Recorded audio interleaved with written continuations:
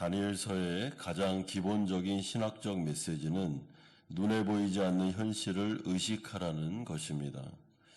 세상에 일어나는 일에 있어서 우리의 눈에 보이는 것보다 보이지 않는 것이 더 많고 더 큰 영향력을 발휘할 수 있다는 것이 다니엘서의 메시지입니다.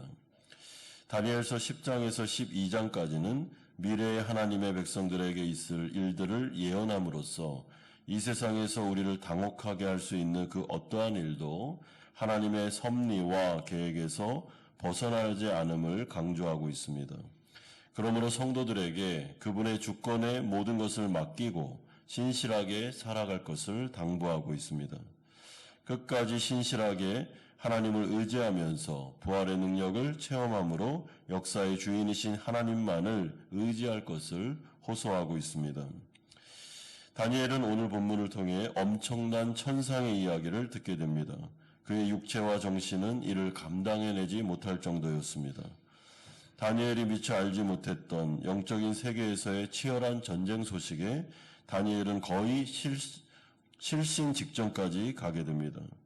사도 바울도 마귀의 존재를 언급하면서 하나님의 전신갑주를 입으라라고 권면하는데, 왜냐하면 우리의 씨름은 혈과 육을 상대하는 것이 아니요 통치자들과 권세자들과 이 어둠의 세상 주관자들과 하늘에 있는 악의 영들을 상대하기 때문이다라고 말씀하기 때문입니다. 그러므로 이러한 영적인 전쟁은 예상보다 매우 치열합니다. 그리고 이 눈에 보이지 않는 영적인 전쟁의 초점은 오늘 본문에 의하면 말씀을 보내고 듣고 사수하기 위한 전쟁, 말씀으로 하나님의 백성들을 깨우치며 붙들어주기 위한 전쟁임을 분명히 하고 있습니다. 그러므로 우리는 이 말씀을 해석하여 전하고 듣는 이 시간이 얼마나 영적으로는 치열한 전쟁인지를 기억할 필요가 있습니다. 왜냐하면 결국 하나님의 백성들은 말씀으로 힘을 얻고 믿음을 지키고 이 세상을 이겨내며 또한 하나님의 말씀을 통해서 우리의 삶을 인도받기 때문입니다. 세상과 죄와 사탄과 싸워 이길 공격력 무기는 에베소서 6장 17절의 설명대로 성령의 검, 곧 하나님의 말씀이다라고 말씀하고 있습니다. 그러므로 성도들에게 있어서 하나님의 말씀은 생명과도 같습니다. 이 말씀이 없으면 우리는 살아갈 수 없습니다. 그래서 하나님 나라 백성들은 어떤 큰 일이 있거나 아니면 결정해야 되는 선택의 순간에 또한 하나님의 인도를 받아야 될 때 하나님의 말씀을 들을 수 있는 자리로 오게 됩니다. 왜냐하면 그 말씀은 살아있고 운동력이 있기 때문에 나의 삶을 인도하고 내가 어디로 가야 될지 말씀해주며, 그리고 하나님의 말씀은 우리로 하여금 승리하게 이 세상을 살아갈 수 있게 하는 말씀이기 때문에 그렇습니다. 오늘 본문은 바사왕 고레스 제3년에 벨드사살이라는 다니엘에게 나타난 한 일에 대하여 설명하면서 시작하고 있습니다. 1절에 보면 한 일이라는 말이 나오고 또한 반복적으로 그 일이라는 말이 나오는데, 여기서 일이라는 이 단어는 히브리어로 다바르라고 해서 말씀이다라고 번역하는 것이 더 정확합니다. 그러니까 하나님의 말씀이 환상이라는 방법을 통해 다니엘에게 임했다는 뜻입니다. 그리고 그 내용은 큰 전쟁에 관한 것이었습니다. 여기서 큰 전쟁은 큰 고통거리로 번역하는 게 좋습니다. 하나님 나라 백성들이 이 세상을 살아가면서 당하게 되는 여러 가지 고난과 환난과 핍박에 대한 예언임을 우리는 알게 됩니다. 그리고 이 미래에 하나님 나라 백성들이 당해야 되는 환난과 핍박은 주님이 재림하실 때까지 우리에게는 계속해서 임하게 될 것임을 우리는 충분히 예측할 수 있습니다. 이때 다니엘은 새 일에, 즉 3주 동안 부분적인 금식에 들어가게 됩니다.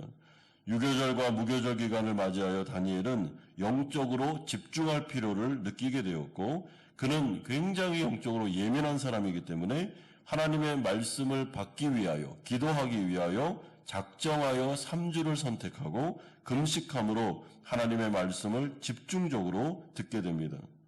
그런데 그때 그 3주의 금식 기간이 시작되어 하나님의 말씀에 집중하기 시작했을 때 그는 하나님의 영광을 체험하게 됩니다. 5절에 보면 이 한 사람이라는 사람이 나오는데 이것은 천사라고 볼 수도 있고 제2위격 대신은 그리스도라고 볼 수도 있는데 오늘 본문에 보면 그리스도라고 보는 것이 더 좋습니다. 그러니까 다니엘은 이 금식 기간이 끝나는 시점에서 하나님의 영광을 체험하면서 그리스도를 만나게 되는 것이죠. 하나님을 만나게 됩니다. 그리고 하나님에게 직접적인 말씀을 듣게 됩니다. 이것이 바로 구약시대 때 선지자들이 하나님의 말씀을 받을 때의 모습과 상황입니다. 그리고 7절에서 8절의 상황은 사도 바울이 다메섹에서 그리스도를 만났을 때의 상황하고 매우 비슷합니다. 이 환상을 나 다니엘이 홀로 보았고 나와 함께 한 사람들은 이 환상은 보지 못하여서도 그들이 크게 떨며 도망하여 숨었느니라. 그러므로 나만 홀로 있어서 이 큰 환상을 볼 때에 이 하나님의 임재 가운데 다니엘은 무엇을 듣게 되는가? 9절에 보면 내가 그의 음성을 들었는데 그 음성을 들을 때 내가 얼굴을 땅에 대고 깊이 잠들었느니라. 다니엘의 육체와 정신은 이러한 하나님의 영광을 감당하지 못하게 됩니다. 천사들이 다니엘을 찾아와서 계속해서 큰 은총을 받은 사람이요 라고 말씀하면서 그는 여호와의 임재를 경험하고 하나님의 말씀을 들었음에도 불구하고 죽임을 당하지 않았기 때문에 큰 은총을 받았다라고 설명하고 있습니다. 이런 점에서 우리는 다니엘이 하나님의 말씀을 직접 받고 있음을 알게 되고 8절과 같이 내 몸에 힘이 빠졌고 나의 힘이 다 없어졌다라는 것을 볼 때 그의 몸과 정신이 전혀 활동할 수 없는 상태, 하나님의 말씀에 완전히 압도당한 상태임을 알게 됩니다.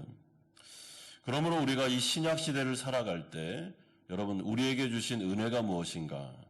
구약 시대 때는 하나님의 말씀을 선지자들이 받을 때 몸이 감당을 못합니다. 거의 죽은 상태까지 되고 하나님의 말씀을 듣습니다. 왜냐하면 그분의 영광이 엄청나기 때문에 그렇습니다. 그런데 이 신약 시대로 넘어오면 성령의 시대 때 하나님은 한 설교자를 통하여 성도들에게 말씀하시는데 똑같은 말씀인데 구약 시대 때는 거의 죽은 상태에서 말씀을 듣는다면 우리는 전혀 그렇게 느끼지 못하면서 아주 자연스럽게 하나님의 말씀을 듣게 됩니다. 이것이 바로 은혜 중에 은혜입니다. 여러분 모세는 시내산에서 거의 한 달 정도를 금식하면서 그는 죽은 사람처럼 하나님의 말씀을 듣게 됩니다. 그러나 우리는 그렇지 않습니다. 하나님의 말씀을 자연스럽게 그리고 너무나도 사랑하는 마음으로 주님이 우리에게 말씀하시고 우리는 그 세미한 음성을 편안한 마음으로 듣게 되는데 이것이 바로 은혜 중에 은혜임을 우리는 기억할 필요가 있습니다. 그렇다면 하나님께서는 왜 이렇게 다니엘에게 또한 반모섬에 있었던 요한에게 또한 시내산에서 있는 모세에게 또한 이 시대를 살아가는 성도들에게 말씀하여 주시겠습니까? 하나님의 통치 방식이 말씀을 통하여 통치하는 것이기 때문에 그렇습니다. 여러분 기적이라는 것은 예외적인 것입니다. 정말 중요한 순간에 아니면 어떤 선택을 해야 될 때 이럴 때 하나님께서 기적적인 방법으로 알려주실 때가 있습니다. 근데 그것은 예외적인 것이고 하나님은 정상적인 방법으로 성도들을 통치할 때는 말씀하시는 방법으로 통치하십니다. 그런데 그 말씀은 성령을 통해서 나에게 주시는 하나님의 말씀이 있습니다. 여러분 똑같은 말씀을 설교자가 전하고 또 말씀이 선포돼도 듣는 청중이 자신의 상황에 맞게 말씀을 들을 때가 있습니다. 그것은 하나님께서 성령을 통해 그 사람에게 그 말씀을 주고 있다는 것을 우리에게 알려줍니다.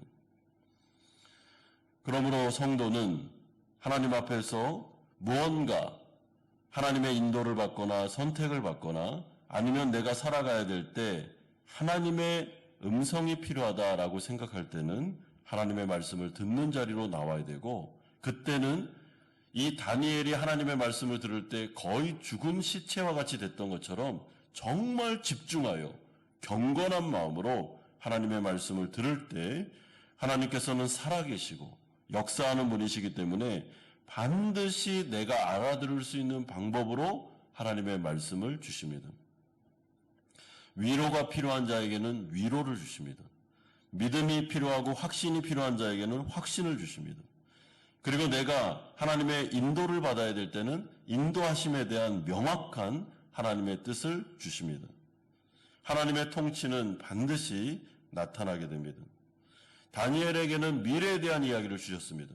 그런데 이 미래에 대한 이야기는 성도들에게 계속적인 환난과 핍박과 어려움이 오게 될 거다라는 것을 먼저 보여주시면서 이 영적인 전쟁에서 승리하게 될 것임을 우리에게 알려주셨습니다.